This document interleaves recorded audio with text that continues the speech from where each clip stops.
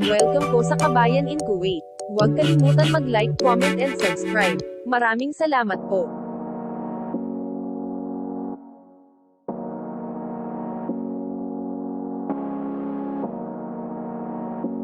Help your spouse and children, help your parents and grandparents, help others. Huwag mong isiping mas madali ang maging masama dahil tanging kabutihan ang tunay na may masayang madarama.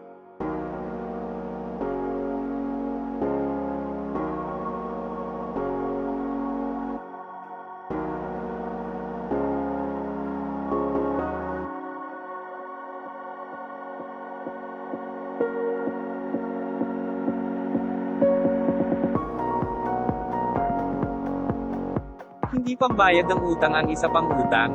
Huwag magpautang ng higit pa sa pangangailangan. Nakasisira ng relasyon ng utang. Mahalaga ang pera sa buhay natin pero huwag ito haluan ng galit. Dahil hindi mo namamalayang kinakain ka na pala ng inggit.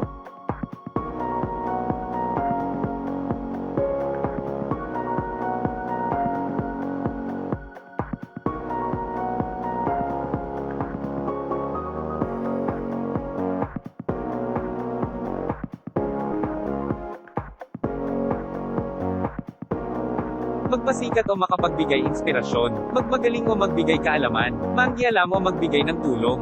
Tinatawag tayo ng Panginoon hindi upang maging tagahanga, tinatawag niya tayo upang maging tagasunod ng kanyang gawa.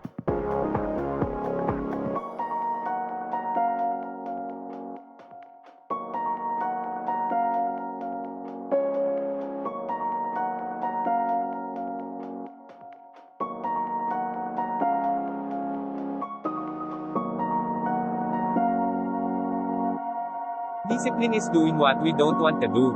Doing things to make us better. A habit that we have to do as planned. Simple lang ang disiplina, huwag nating gawing komplikado. Kung hindi mo gagawin, hindi mo sisimulan, paano ka aasenso?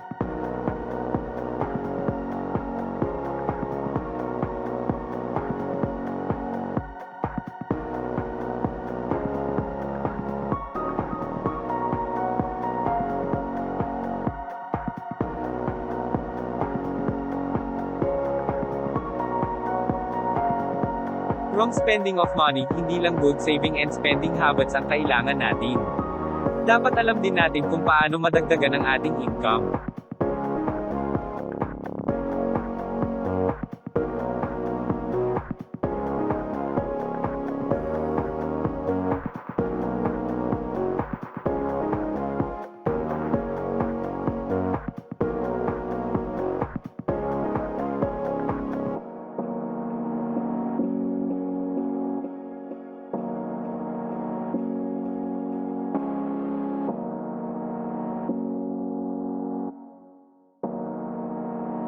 Get up and meditate, find a hobby, follow a routine. Mahalaga ang daily routine para mas maging productive at hindi ma-bored sa panahon ngayon.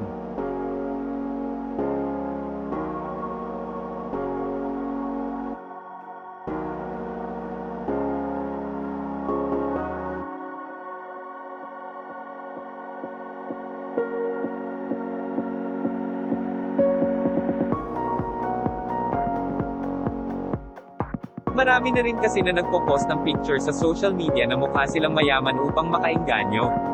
Not that I'm saying na hindi maganda yung ganitong idea, but let's face the fact, not everyone earns as much and some may be giving overstated testimonies.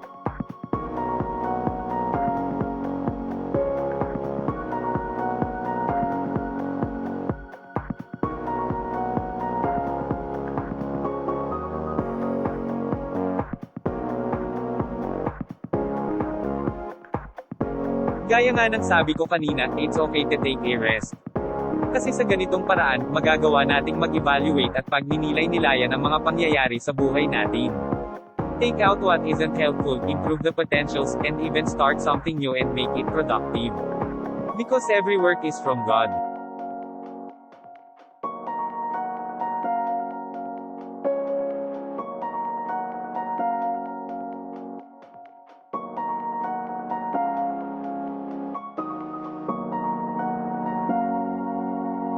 Always have an emergency fund aside sa necessities and health fund. Maglaan din tayo ng fund for emergency or to meet a need. For example, biglang pagkaka-ospital, unplanned expenses, When we are led to help a friend financially.